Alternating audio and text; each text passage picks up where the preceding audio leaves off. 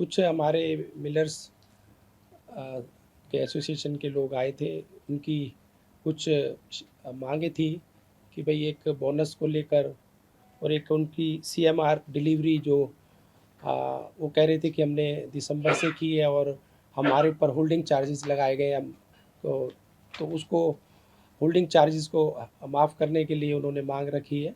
तो बोनस वाली बात थी, बोनस तो हमने उनका करवा दिया है, बोनस तो उनका शेड्यूल हो गया है। और एक उनकी और मांग थी कि भाई कुछ मिलर्स के साथ कोर्ट केसेस चल रहे हैं, वो 50 के करीब हैं, तो वो वन टाइम सेटलमेंट के तहत तैयार है। तो उसके ऊपर भी हम विचार कर रहे हैं कि भाई जो कोर्ट केसेस चल रहे हैं उनको वन टाइम सेटलमेंट कर कर उनको भी 50 के करीब जो मिलर्स हैं उनको भी अपने साथ जोड़ सकें। नए डिपो को लेकर भी चर्चा की गई है, क्योंकि काफी लंबे टाइम से जो है नए डिपो अलॉट नहीं किए गए, तो किस तरीके से अब आगे जो है वो अलॉट किया जाए। नए डिपोज़ की जो है परमिशन के लिए फ़ाइल चली गई है और उसमें कुछ इश्यूज़ आ रहे थे कि उसमें मिनिमम कितने कार्ड होल्डर्स होने चाहिए। तो उसका ऑलमोस्ट सब कुछ फाइनल हो गया है कि मिनिमम कितना होना चाहिए और मैक्सिमम कितना होना चाहिए और जल्दी इसका अप्रूवल हमें मिल जाएगा और जल्दी नए डिपो अलॉट किए जाएंगे। आंकड़ा है सर इसका कोई कितने डिपो जो है अब नए खोले जाएंगे, कोई आंकड़ा है? अभी 9,500 के करीब डिपो हमारे पास है पूरे स्टेट में, राज्य में। अंदाज़न 15,000 के करीब टोटल में 6,000 5,500 के करीब संख्या और बढ़ने की उम्मीद है। सर कार्ड्स को लेकर क्या स्थिति है? बीपीएल कार्डों की अगर बात की जाए तो पिछले समय में कितने थे चुनाव से पहले और अब क्या स्थिति है? क्योंकि कितने विपक्ष लगातार इस बात को लेकर विपक्ष कह रहा है सर कि आपने चुनाव से पहले तो बनाए और अब आपने काट दिए और बहुत सारे लोगों को 6 लाख से ज्यादा लोगों को काटने की बात है। हाँ, पहले 52,000 के करीब थे और जिस तरह से 52 लाख के करीब थे और अब जैसे जैसे कोई शिकायत आती है कि किसी के पास 4 व्हीलर है या किसी का बिजली का बिल ज़्यादा आ रहा है, चाहे किसी घर में एसी है या और कुछ यूज़ करके बिजली का बिल ज़्यादा आ रहा है, तो उसमें 6 लाख के करीब कार्ड कम हुए। ये टोटल कार्ड है सर, बीपीएल है सर? ये टोटल कार्ड बीपीएल मंत्री जी जितने लोगों के कट रहे हैं वो शिकायत भी कर रहे हैं कि हमारे पास बीपीएल है, वो हमें जो गलत इन्फॉर्मेशन हमारी मतलब दे दी जा रही है उस पर कुछ हम उसका रिव्यू कर रहे हैं कि जिनकी गलत, क्योंकि 6 लाख का आंकड़ा बहुत बड़ा है। नहीं 6 लाख का आंकड़ा मैं आपको ये बताना चाह रहा हूँ कि पहले जो जिन्होंने आय अपनी 1,80,000 बताई थी उसी हिसाब से हमने उनके कार्ड बना दिए गए थे। अब जब जांच के बाद पता लग रहा है कि भाई ये संख्या उनकी आय 1,80,000 से ज़्यादा है, तो उनके ऑटोमेटिकली किसी का जो हकदार नहीं है उसको उसका हक नहीं मिलना चाहिए। जिन्होंने गलत जानकारी देकर कार्ड बनवाए तब, क्योंकि तब तो सरकार ने उनकी बात मान ली, उन्हें सत्यापित किया गया उनकी बात को, उनके खिलाफ कोई कार्रवाई करेंगे? क्योंकि लंबा टाइम उन्होंने फायदा ले लिया उस बात का जो दूसरों के लिए। इस तरह का भी कोई वो नहीं है कि भाई कदम पा, बाकी उनके कार्ड जो गलत बने थे उनको काट दिया गया। ये वेरिफिकेशन हो रही थी, ये चल रही है सर या खत्म हो चुकी है? चल रही है, अगर और आगे भी किसी की अगर कोई किसी का हकदार नहीं है तो उसको हक मिलना भी नहीं चाहिए। सर कई ऐसे भी आए कि 6 से 12 महीने तक जिन्होंने राशन नहीं लिया, वो भी ऐसे लोग इसके अंदर शामिल हाँ, उसमें भी ऐसे कुछ 4 लाख के करीब संख्या है कि जो 1 साल के करीब लोगों ने कोई भी लाभ, कोई राशन या कोई और भी लाभ डिपो से या और किसी से नहीं लिया। जो विपक्ष सवाल उठा रहे जिस तरीके से कार्ड काट दिए गए, पहले बनाए गए, उस पर क्या कहेंगे? क्योंकि आपने बताया कि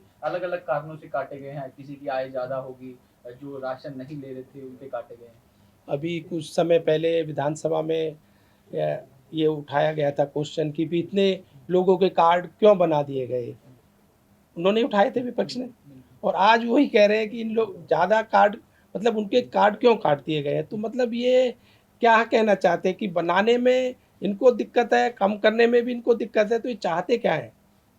इन्होंने उठाया था कि तो सवाल ये भी उठा रहे हैं कि सरसों के तेल के दाम बढ़ा दिए, ऐसी क्या जरूरत है? देखो बताता हूँ, 2018 से सरसों के तेल के दाम नहीं बढ़े हैं और इसमें ये भी है कि आज 7 साल पहले जो रेट थे, और हरियाणा एकमात्र प्रदेश है जो एमएसपी पर फसल खरीद रहा है और हम खरीद भी एमएसपी पे रहे हैं और 7 साल से कोई रेट नहीं बढ़े। और इसमें भी हमने ये किया कि 1 लीटर अगर कोई उपभोक्ता तेल लेता है तो उसको 30 रुपये ही देने पड़ेंगे, 10 रुपये ही उसके बढ़ेंगे। और अगर 2 लीटर लेता है फिर 100 रुपये देने पड़ेंगे। सर ये मीटिंग में ये फोटोस्टेट कॉपी पेपर को भी लेकर हाँ, अभी प्रिंटिंग एंड स्टेशनरी की भी हमारी अभी मीटिंग हुई है जस्ट अभी। तो उसमें भी जो हमारे फोटोस्टेट के जो पेपर किसी भी डिपार्टमेंट में लगते हैं, पहले वो रिटेलर या ट्रेडर से लेते थे तो अलग अलग रेट आते थे और कॉस्ट भी ज़्यादा पड़ती थी।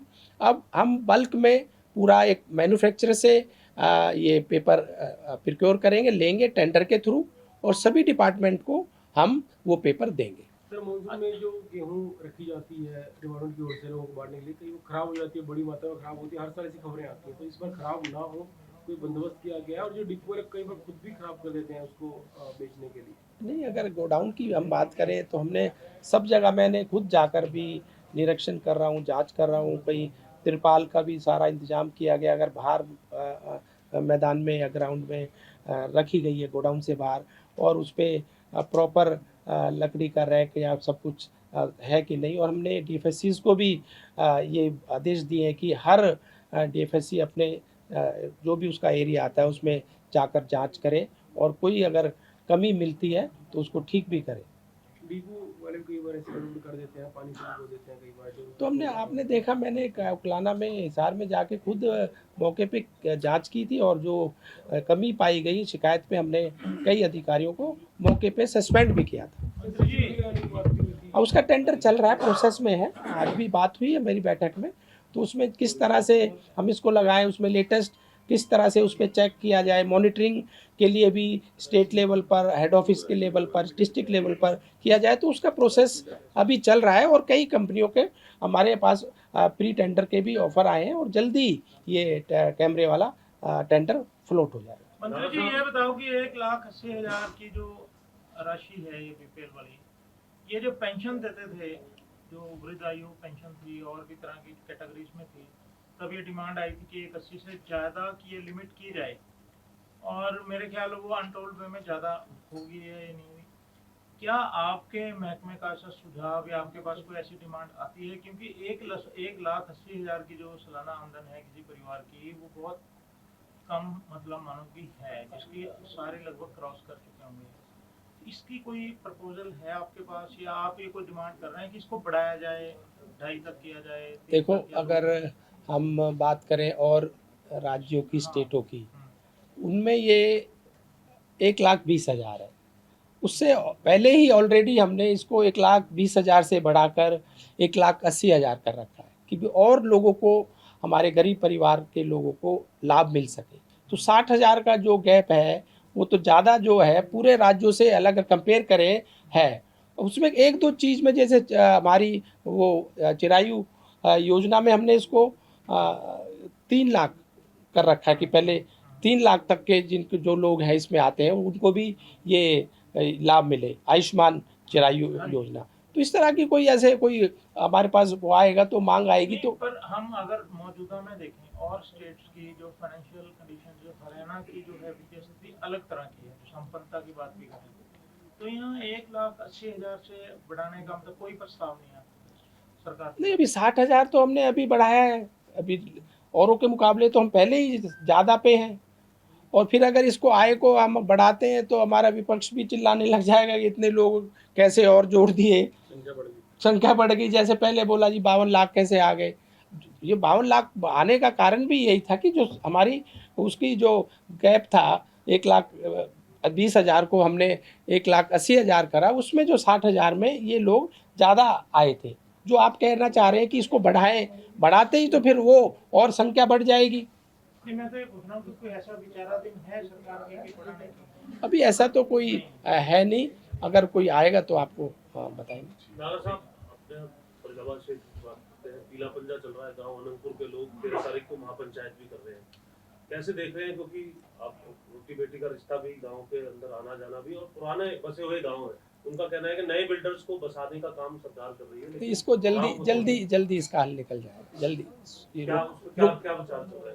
चल रही है इसमें, जल्दी बात चल रही है इस पर भी, और सुप्रीम कोर्ट में भी बात चल रही है और हमारे सीएम साहब से भी बात चल जल्दी इसका हल निकालते हैं। ठीक, थैंक यू।